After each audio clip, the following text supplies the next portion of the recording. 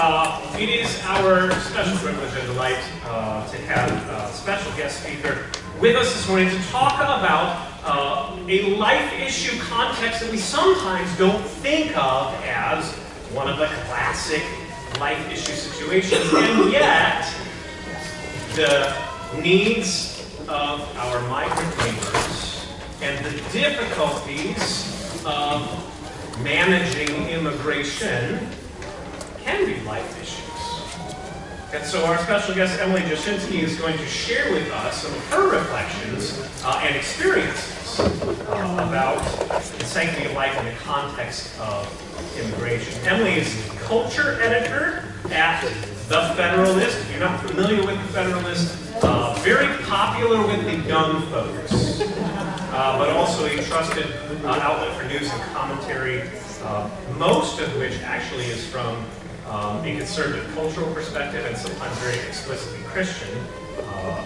But Emily is also the host of the Federalist Radio Hour, which is kind of like a flagship podcast of the outlet. She previously covered politics as a commentary writer for the Washington Examiner. For those of you unfamiliar with that outlet, because you're in the Midwest, it's kind of a big deal. Prior to joining the Examiner, she was the spokeswoman for Young America's Foundation. She interviewed leading politicians and entertainers and appeared regularly as a guest on major television news programs, including ones that you watch, like Fox News Sunday, Media Buzz, and the McLaughlin Group. Her work has been featured in the Wall Street Journal, the New York Post, Real Clear Politics, and more. Emily also, as if that weren't enough to keep her busy, serves as director of the National Journalism Center, co-host of the weekly news show Counterpoints Friday, and a visiting fellow, even though she also is a lady, at Independent Women's Forum. Originally from Wisconsin, she is a graduate of George Washington University and grew up at a Lutheran parish. Please join me in welcoming Emily Jashinsky.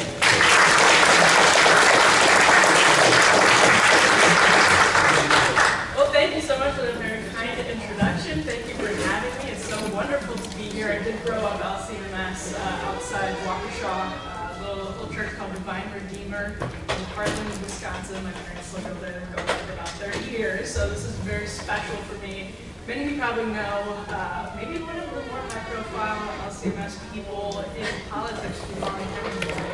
Lots of heads nodding. Okay, great. So I work with Molly, and Molly told me to send everyone her greetings. So consider yourself greeted. All right. So I do think it's important to think about the life context and the border context. I mean, I think maybe one of the most important things to know about the border is that it's exactly the opposite of what's depicted in the media and by politicians, whether they're on the left or whether they're on the right. A lot of these policies that are framed and depicted as humane are anything but humane. And that is, I think, the critical starting point for any conversation about the sanctity of life and our border policies. I mean, it's really the critical starting point for a conversation about our border policies in general, but this is actually, I think, a really good reflection on how our concept on the dignity of life has eroded as a society. Because what you see at the border and what our government knows is happening, not just at the border, but as these migrants come to the border, would shock the conscience. It does shock the conscience of those people. It should shock the conscience of those people, but it doesn't end up in the media, and it doesn't get factored into these policy decisions. We're basically sacrificing life, unborn life often, actually, for reasons that I'll get into, at the altar of political correctness, virtue signaling, what have you. These are people that are seen as pawns for political elites, journalists, politicians, to rack up points on their virtue scorecard, if that makes sense. And that's a really sad statement on our societal definition of virtue. That's anything but virtuous, of course. But because our standards of virtue are now so superficial, they're able to get away with it.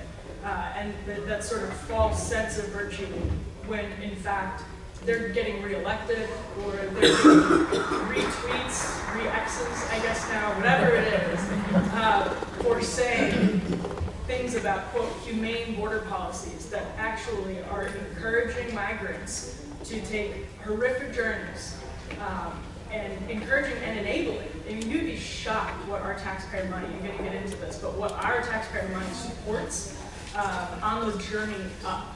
What groups like the UN that get plenty of money from us in the United States are doing when it comes to contraception. All of that stuff on the journey north, it's incredible. And it's also that people can go back to constituents or do TV and say, we support a humane border policy. And the human wreckage in the wake of that is devastating. I'll start with a couple of anecdotes. So on January 17th, yeah. Is it possible to speak up more? Oh, absolutely. Yes. Absolutely. No problem at all. How's this? Absolutely. Okay, good.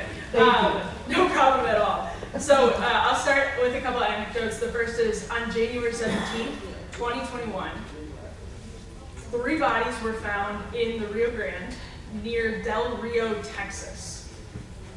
The body of a 33-year-old Haitian woman and 2 twins.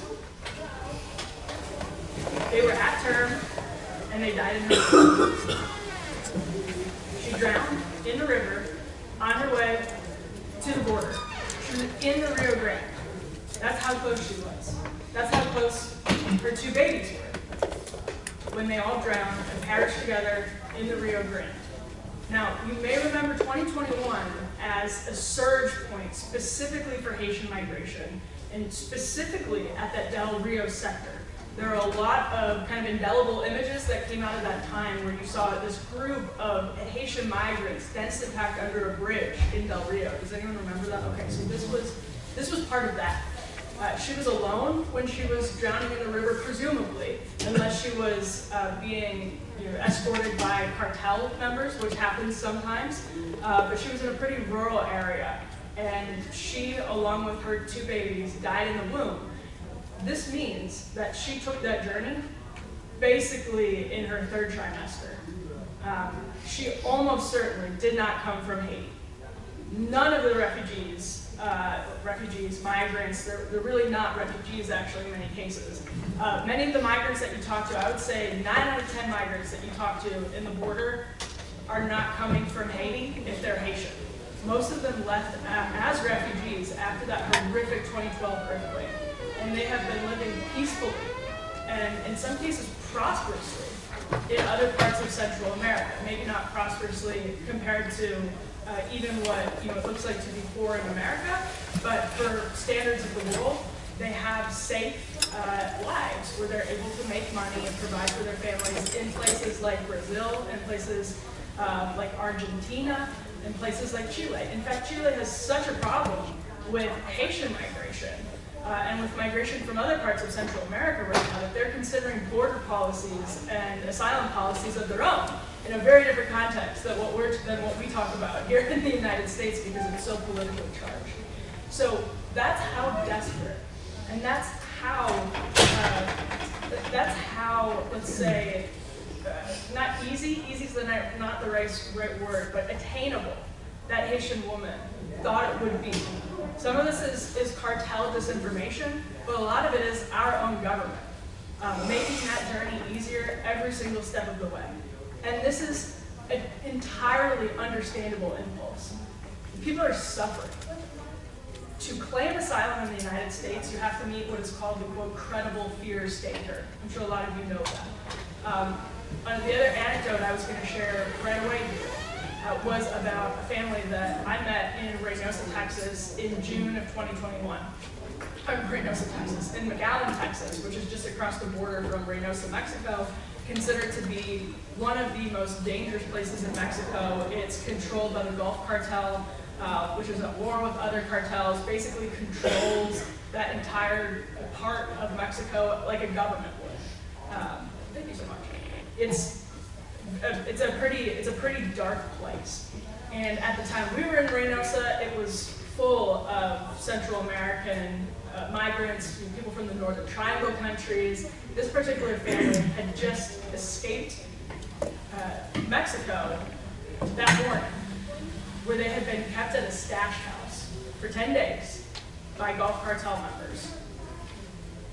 It was a man named Ramon, a woman, his wife, named Veronica, and their little baby 2-year-old daughter, who, while we were talking to them at this respite center in McAllen, Texas, was breastfeeding happily. She had no idea what was going on or where she was, but her mom was nourishing her, was taking care of her. This journey took them, I would say, several months at least. So this little girl, which is barely 2 years old, it could have taken them up to a year, but this story actually gets worse. We were talking to them on the heels of that 10-day stash house. Well, they told us, and this is very, very credible because it's not an unusual story, they had been kept there after a bus on the very last leg of their journey took them into Reynosa. It was stopped at a cartel checkpoint. They were asked for a code. You get a code when you pay the cartels. This sounds like stuff from a novel or a really good movie, but it's actually true. You pay cartels. Sometimes you get wristbands, depending on the cartel, depending on the location. You can see them scattered across the jungles. You can see them on the border. You can see them basically everywhere if you're on that path that caravans sometimes take or individual migrants sometimes take. They had not paid the cartel. Somehow they got all the way up to Reynosa from Nicaragua without paying the cartel. They told us they were fleeing poverty. So not technically a credible fear claim, but oh my gosh, does your heart go out to these two young Nicaraguans with their adorable little baby girl who wanted to come to the United States. I mean, it's amazing. In some sense, it's the American dream, but they had to pay a cartel, and they did it. So they were taken forcibly off of that bus, kept in a stash house without food, water, or electricity for 10 days. So that little 2-year-old girl was without food and water for 10 days in a cartel stash house. They were then forced to cobble together $3,000 from their family in Nicaragua just to get out of that situation. So that's $1,000 per person. $1,000 per parent, $1,000 for the little baby girl. $1,000 for her life. They had to cobble together from family members in Nicaragua who probably are now in debt to a cartel themselves, just to get into the United States on a very bad asylum claim. They really don't have an asylum claim. So what does that mean to them? It means right now, this was in June of last year, they're probably somewhere in the interior of the country, probably in a sanctuary city, where they are trying to find a way to hire a lawyer and make some asylum claim that's maybe not going to be taken seriously. Maybe they'll end up getting sent back to Nicaragua. I don't know. But that's kind of the point. Their future here is entirely uncertain. They're living in the shadows. They may have work permits, they may not. It's a patchwork. It's what people at that sector in the border that you cross decide to give you at any given time. It's really, really unbelievable. And again, the point is we don't know what their future is, but we know that little baby girl is uncertain right now here in the United States. And our policies encourage them to take that journey. And we could go even deeper and ask about the policies that left them impoverished in Nicaragua. We could talk about the Cold War. We could keep peeling back the layers of the onion and go years and years deep on that question. But the bottom line is, they came up here. Their little girl could easily have died. All of them could easily have died. She's now traumatized, whether she knows it or not, by 10 days without food or water when she was about 2 years old, and traumatized by the years she has been forced to spend living in the shadows of the United States. Where organized crime, cartels are very powerful, still, even here. So, I pray for that little girl's future, but I wanted to start with those two anecdotes, the one of the Haitian mother and this Nicaraguan family, just to illustrate how these policies are basically the opposite of what you hear in the media, what you hear from the political class, and that they absolutely are connected to the tune of hundreds, thousands of people a year on this question of life. So let's start with some numbers as we get into the reality of the situation here. According to the Associated Press, in fiscal year 2022, Border Patrol encountered 2.2 million people crossing the border illegally. These numbers are familiar to a lot of us as we hear more and more about the surge, and it is a surge. In fact, so the numbers have gone down in the fiscal year that ended last month in September, but they've gone down to 1.6 million. So 2.2 million, but they've gone to 1.6 million. That's really, really high, but it's also misleading. Because one thing that the Biden administration did that you may have heard about is shift to an app called CBP-1. CBP-1 is an accounting trick, or it's like a magic trick for the Biden administration that allows migrants to download the app and they can make an appointment with Border Patrol before they cross illegally ever. So what it allows them to do is sort of make their asylum claim without having to be picked up by Border Patrol. So a lot of these apprehensions are people who just turn themselves in at ports of entry. That's what Ramon and Veronica did. They got on a riverboat, the cartel put them on a riverboat, sent them across the Rio Grande, and Border Patrol picked them up. There's exactly what they wanted to happen. You see videos sometimes of cartel members escorting people in really dangerous parts of the Rio Grande where they drown about halfway, so that they can just make it across and turn themselves into Border Patrol, and then the cartel turns back around and gets back to Mexico on their own. That's the point. So these apprehensions and CBP-1 are in many cases the exact same thing, and so that's why you notice here in the Associated Press, they don't even mention that that number may be affected by the CBP-1 program that isn't counting apprehensions, it's appointments. So we don't actually know how many people are making these asylum claims and getting humanitarian parole. It's kind of hard to put those numbers together, but just that you have that apples to apples comparison of the 2.2 million and then the 1.6 million people as of last month, that is like multiple big cities being combined and brought into the country every single year. I live in Washington, D.C. It's a city of what, 700,000 people. I'm from Milwaukee, a city of 600,000 people. You put those two cities together, I mean, these numbers are unbelievable.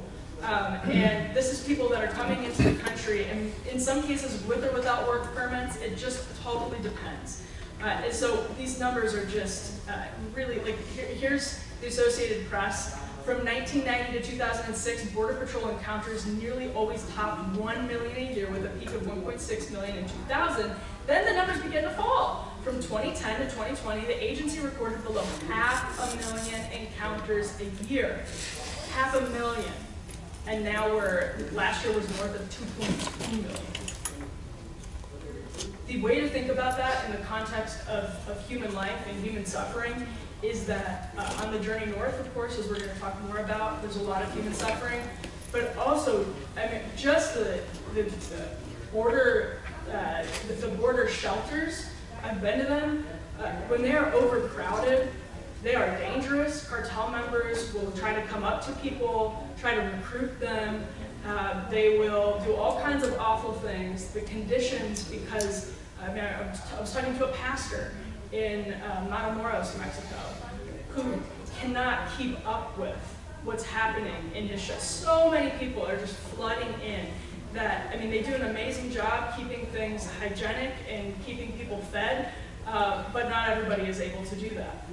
And so again, there are a lot of little kids, more and more families coming across, and I'm going to talk about exactly why. Let's talk a little bit, though, about actual government policies on abortion for migrants, because they exist, believe it or not. We have a policy. After the Dobbs decision, praise be to God, the ICE memo, there was an ICE memo that said the government is going to continue paying for abortion travel and contraception for migrants. They put it in this very sort of cold language where they said, in the event continued detention is necessary and appropriate and consistent with the practice of our federal partners, if the life of the mother would be endangered by carrying a fetus to term, or in the case of rape or incest, ICE will assume the costs associated with a female detainee's decision to terminate a pregnancy. Now, we all know that when they say, quote, the life of the mother would be endangered by carrying a fetus to term, that can mean basically whatever they want it to mean. And they have given us every reason to know that. Now, they have policies against detaining pregnant women. So they're likely not detaining many pregnant women a year anymore. Used to be a little bit higher. The Trump administration had different policies on that, and again, for reasons that are opposite of what the media tells you, which is that if you don't do it, there's going to be predatory marketing on behalf of cartels that say, if you're pregnant, come on up. There's a lot more going on behind the scenes, but they also noticed in that, so ICE and Health and Human Services in the last couple of years, they're also paying for travel. If you are detained in Texas and you're pregnant and you say, but my life is in danger if I, quote, carry this fetus to term, they will pay for you. You're not even an American citizen. It is their policy to use your money to pay to take that migrant to Arizona, to take that migrant somewhere where they can kill the baby. That's our own government policy. So the GAO, sort of Government Accountability Office that kind of audits all of these departments, back in 2020 released a report on what happened between 2016 and 2018. They said ICE detained pregnant women more than 4,600 times from 2016 to 2018. I imagine that that number has gone down with the Biden administration's policies, and I'm going to put a pin in that because it maybe sounds good, but cartels have already used that in interesting ways. Since 2016, according to the New York Times, that somehow got these numbers out of ICE because they are not public. They arrested undocumented pregnant immigrants more than 4,000 times, according to internal government data shared with the Times. So there's some overlap with the GAO numbers, but this is as of last year, so it's not a super high number, but it does happen. And of course, they don't tell us how many have actually asked for abortion services and how much taxpayer money has been used to travel migrants. We have anecdotal evidence that it's happened a couple of times, but what we do know is that it is our policy. So if a migrant wants to make that case and they're detained in Texas, they can. That's another incentive, or a part of an incentive structure to keep in mind. Now, perhaps the most important part of this conversation about our border policies and human life is the conversation about, and this is sadly slightly more graphic, about rape, violence, and contraception on the journey north. There are so many. We don't know how many, but when you talk to women who have made this trip, there are so many babies conceived, lost, and killed just from that journey north. So this is from the Migration Policy Institute back in 2017. They said a significant share experienced sexual or physical abuse by smugglers, migrants, or even government officials who are working with the cartels, of course, so they're not even accountable in many cases to their own rules. Between 60 and 80% of female migrants traveling through Mexico are raped along the way, according to estimates from Amnesty International. 60 to 80%. 60 to 80%. In all likelihood, that is a lot of babies. Women who migrate, again from the Migration Policy Institute, from Central America to the United States also take contraception to prevent pregnancy in the event of rape, indicating they are fully aware of the risk of assault, yet still choose to undertake the journey. That is the important part of that. Their mothers, when they're young women, I actually have some quotes I'll read in just a second from some of the women, send them on these journeys with contraception. They send them with condoms. They send them with pills because they know the chance of rape is so high. So high. And if you have that, that's one thing. Whether or not their rapists will allow that to be used is obviously another thing entirely. Now this is from a Reuters article just last month on cartel fees. Quote, rape is a part of the torture process to get the money. That is from a sociologist at New Mexico State University talking about Tamaulipas. That's where Reynosa and Matamoros are located. We've just used examples from those two places because it's where I've been most recently. So it's part of the process to get the cartel fee out of the migrant in that particular part. Now again, different cartels control different parts, not just of Mexico, but then of Central America now as well. So what you see happening in El Salvador, what you see happening in Nicaragua, what you see happening in these different countries, there are different Mexican cartels that are involved in drug trafficking or that control swaths of territory in those countries. So some of this is depending on the region, but at least in Tamaulipas, you have a sociologist at New Mexico State University as of last month saying part of the torture process to get money out of the migrants to allow them to cross the river is rape. Now, Texas scorecard, a young man from Hillsdale University, graduate of Hillsdale, many of you probably know, wrote an article here that I found yesterday that had a picture of an advertisement. I think this was from Panama, where the Darien Gap is. And we'll talk about that. If you haven't heard of the Darien Gap, it is hell on earth. And if you are coming from South America, you almost certainly have to cross through the Darien Gap. We are talking about hundreds of thousands of migrants a year now, crossing through this dense thicket of jungle controlled by cartels. There was an advertisement from NGOs that of course are funded by our government.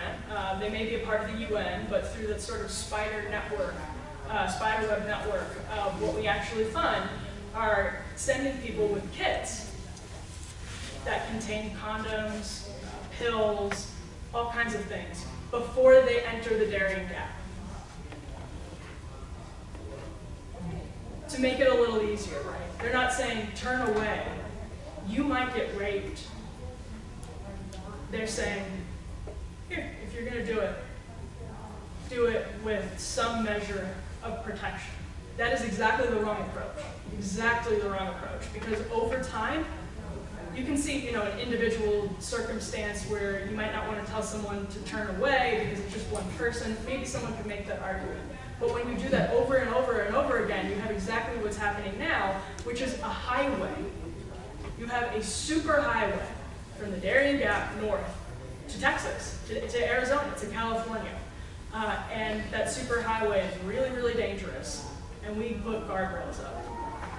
We created it, and we're now putting guardrails up that allow it to stay. That article in Texas Scorecard quoted a former ICE special agent named Victor Avila saying, quote, a lot of people think, well, the Biden administration has been very humane by letting everybody in. No, it's inhumane because really the girls are getting raped. It's not if the women are going to get raped, it's when and how many times. Rolling Stone did a deep dive that was slanted in one direction, as you might imagine, back in 2022, where they wrote, pregnant women, advocates say, make for some of the easiest targets for the cartels that menace, exploit, and extort migrants at the border because they tend to be among the most desperate and most physically vulnerable.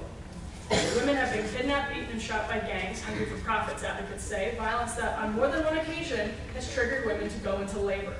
In recent years, the proportion of female migrants in Mexico from Central America has jumped 70% from El Salvador and 140% from Guatemala. Statistics from the Population Council, which we know all about, showed that 1 in 5 women at the border were physically beaten and or sexually abused, 2 in 5 were robbed, and 20% were kidnapped. Pregnant women were even more likely to endure such crimes. Now, that's in a little bit of conflict with the Migration Council number. It's very hard to count these things. But pregnant women are even more likely to endure such crimes. Now, they quoted an expert in Tijuana who said that ambulances have repeatedly arrived long after some of her highest risk mothers went into labor, and then after the hospital refused to take them, dumped them back at Refugee Health Alliance's makeshift clinic in Tijuana. In other cases, the ambulances simply don't respond to calls to pick up women in labor. So that's women who are stuck in Mexico, who have just made this journey pregnant. God willing, they have not miscarried by the time they get there. And their ability to get health care as they're pregnant, when they're in labor, if they've successfully given birth, is extremely difficult because they're in Tijuana or they're in Reynosa and the hospitals are terrible, they're overrun with other pregnant women. It's a horrible, horrible situation. I want to close with a couple of different quotes from women. The World Health Organization, also one of those spider network NGOs, of course, they did a study of 39 women from the Northern Triangle countries this year. So they talked to 39 women. And some of these quotes that I'm about to read are mind-blowing. This is from the study. Most of the information these women received was about which items to carry in their backpack. This commonly included 2 to 3 changes of clothes, with the suggestions they bring dark colors to avoid detection, and baggy clothes to avoid attracting men, as well as underwear, socks, and a jacket or poncho, water, ID documents, and menstrual pads. Some mothers also provided recommendations to their daughters about how girls should behave, and took them to receive an injectable contraceptive. So they get IUDs before they take the trip in some cases. That's how likely they are. And who knows how often those actually work for them. Participants describe transactional sex occurring when a woman runs out of money or feels that her life or means to continue her journey are threatened. Here's a quote from a 35-year-old Guatemalan woman. I met a lady who was from Honduras, and she had to get money to be able to continue. She had sex with migrants, and she was pregnant. She hit her stomach a lot. She didn't want that baby. This is from a 17-year-old Salvadorian girl. Other girls in the group that were 20 years old, 3 were raped. 1 was a very pretty girl, and the thing is that they told her not to say anything. And when she spoke to her mother, she told her mother that they had raped her, and her mother listened to her, and as a consequence, the cartels left her in a hole and put a big stone there. This is from a 25-year-old Guatemalan woman. I was already 3 months pregnant and uncomfortable because since the beginning I had no prenatal care or anything. And a girl who I bumped into told me, why don't you sleep with the smuggler? And you keep moving forward. That's how I do it. What have you got to lose? You are already pregnant. So the truth scared me. So I decided to get away from that group, and I fell back into another one, and that's how I went from group to group. I got to the point where I was in a place in another group, in the mountains or something like that. It was very dark. One night, another woman told me, yes, here it is, pass it on and roll it. The World Health Organization said that is referring to a woman being passed from man to man. Most of the girls who were there were fine, but it was because they slept with the smugglers. So I decided to leave that group also, and the group members began to follow me. In that chase, since I didn't know where I was running and it was at night, I fell. Unfortunately, I lost track of time and got totally lost. When I woke up, I was in Tapachula without my baby because I no longer had a belly. I had been beaten. Okay.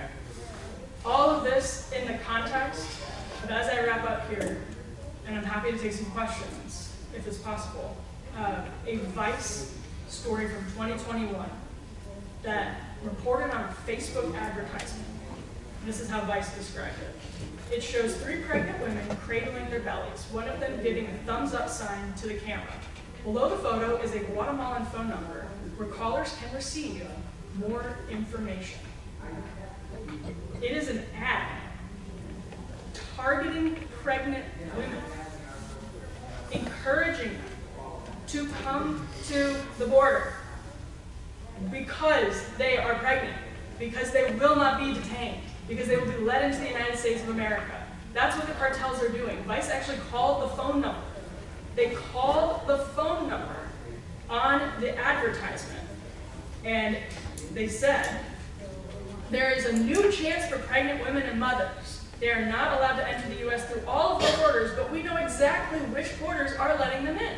That's according to the smuggler that Vice was talking to over the phone on behalf of Viajes Express, which is a self-proclaimed, quote, travel agency for migrants looking to enter the U.S.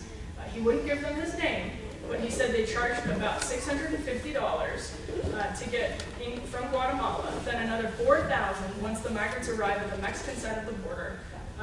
And his job, he described it as, is to leave migrants right next to the river on U.S. soil, and quote, from there they are on their own. Quote, I send them, the pregnant women, in a private car all the way to the border. I can't tell you which border, I have my contacts in, but be sure that the women I send, they all arrive well. They eat, they sleep, and they make it across without any issue. Not true at all. But you see, why are so many pregnant women, and why are so many very young women who end up getting raped, sexually assaulted, abused, what's happening to those babies? We don't know. We don't know. But we know that our policies are putting them in danger every single day, and that nobody wants to talk about it, to the point where cartels are putting up advertisements for travel agencies specifically for pregnant women. Specifically for pregnant women. And here's a quote from an expert in the Vice story, which is slanted completely in one direction, as you can imagine. The expert says, quote, the smugglers are right, referring to the possibility that families traveling with young children will be allowed in the U.S. Quote, it would make sense for them to use pregnancy as a sales pitch because most of the time it's true. There are no easy answers to this question. I won't pretend that there are. But this is a real problem. And it is a statement on our societal standards and definition of the dignity of life that we allow this to happen with our money, with our policies, every single day. We don't even talk about it. And when we do, it's because political elites are posturing to say that they have the most humane border policies. This is not humane. And I hope that's clear, and I'm happy to take questions. Thank you very much.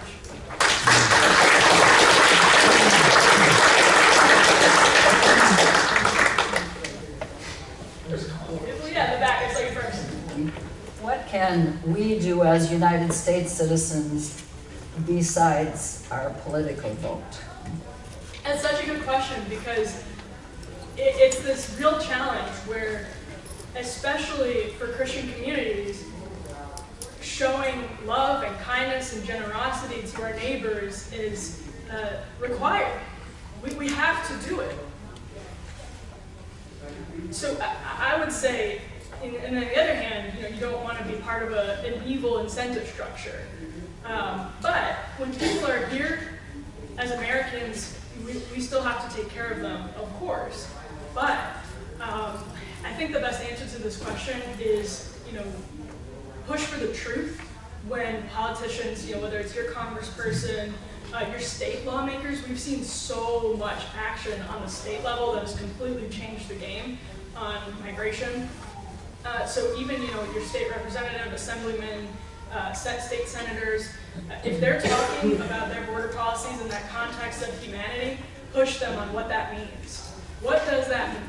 Are there things that can be done at the state level to ensure that your state isn't becoming a safe haven that cartels are telling people, go just cross the Rio Grande, we'll get you across there, and you can go over to, big example, New York, right?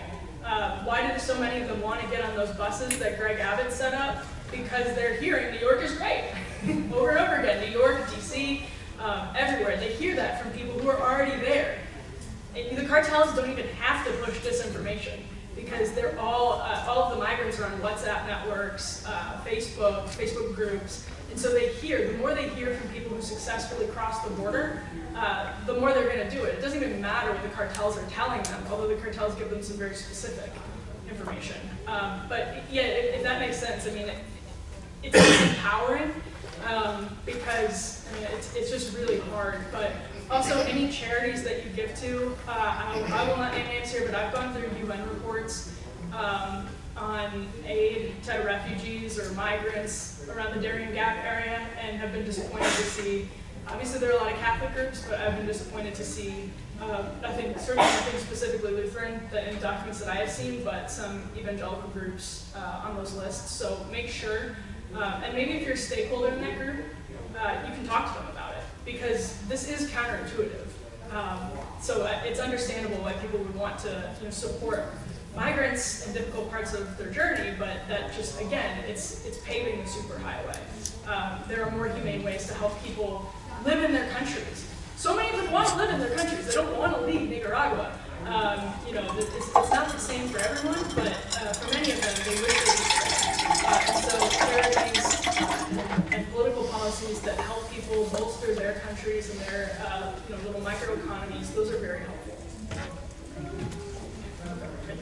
I have two questions. First, you mentioned we'd be amazed how much U.S. governmental money, that basically taxpayer dollars went into this. Give us some, if you can, factual information about that, and then I'll give you a second, easier question. So it went into what of the, like the... Or allowing immigrants to come to the United States, or helping make that process work. Yeah, so there's some really interesting reporting. Todd Bensman is very, very good on this. He's a great reporter on this. About debit cards. A lot of times during Gap, wherever it is, and it's funded by, what is it, the Office of Immigration. It's like, it's one of those bureaucratic, like, it's called the OIM. The Center for Immigration Studies has stuff on this. Part of the problem is that if you go to ICE, like just to get the number specifically of pregnant women that have been detained, the New York Times had to beg for the records. So a lot of this we don't know, and we can't put a dollar figure on, but we do know that NGOs that are funded by our government are giving out debit cards that allow people specifically on the pathways north. So it's not just sort of the humanitarian stuff, like the contraceptive kits, whatever it is. They also like will give literal debit cards, plastic debit cards, that people can use to make their trip that much easier from point A to point B. So that's just one thing. In addition to those kits that are coming from NGOs, in addition to legal advice that's coming from those NGOs, but it is, I mean, there's some. I would have no way to put a dollar figure on that. You can probably look at specific things. From like Todd Bensman he might have numbers on the amount of debit cards, but I even doubt that exists, just because they're very, very obtuse about the numbers and definitely about the funding too. I know that's not a great answer, but it really is true if you go digging on their websites. Well, the other thing is you mentioned that, just take this one factual piece of information you get. When this comes to surface, in some reports, between 60 and 80% of migrants were raped on their journey from Central America to the U.S. And that's put in reports, factual reports, and come to light. Does the Biden administration just deny all this? It's interesting because that specific figure is from a group called the Migration Policy Center, which is a very powerful and prestigious group. They're not like fringe. I would say they lean left. They lean towards you know, those so-called humane policies, and you basically hear nothing. And what's so crazy is that you talk to people at ICE, Border Patrol agents, they are, I mean, you probably see them on TV sometimes, or they are steaming because they hear this from the migrants. They see it up close. The aid workers, they are steaming. The pastor that I talked to, who doesn't have, one of the pastors I talked to, doesn't have a horse in the game. I don't even know if that's the right phrase, but he's like, he's just furious with the American government. He says they meet every week with someone from the U.S. consul and say, please tell them to stop coming. And you know, they'll send Kamala Harris to Guatemala or whatever and have her say, don't come, Alejandro Mayorkas finally, just in the last year said that. But if people are still getting in, it does not matter because they're hearing then from people over there. So all this is to say, to answer that question, it's not even a matter of like the bureaucrats. The bureaucrats know that it's happening, and they're frustrated that the people at the higher levels, they're not aware of the situation, or they're sort of willfully blind to the situation, if that makes sense. We're gonna conclude and give Emily a chance to breathe because she's gonna do this all over again in like 10 minutes. But we're very grateful for your presentation, especially what I appreciate most is the dual recognition of A, the real problems, humanitarian problems that we're dealing with, but then secondly, a lot of our national cultural narrative, especially on the ground level, tends to try to paint the whole matter with a single brush, right? Everybody is bad or everybody is good. It is just not that way. And we need to be, as Christians who are people of the truth, pay attention to those nuances. And on the one hand, insist on responsible policies. And on the other, recognize that we're dealing in a lot of cases with people who are in desperate need. And I appreciate Emily's honesty that there's not easy answers. And that sometimes can discourage us from becoming educated or involved, but I would encourage you, even though there's not an easy solution, continue to gather information, share information, and plug in where you can. The Holy Spirit will make that clear to you. Thank you very much, Ellen.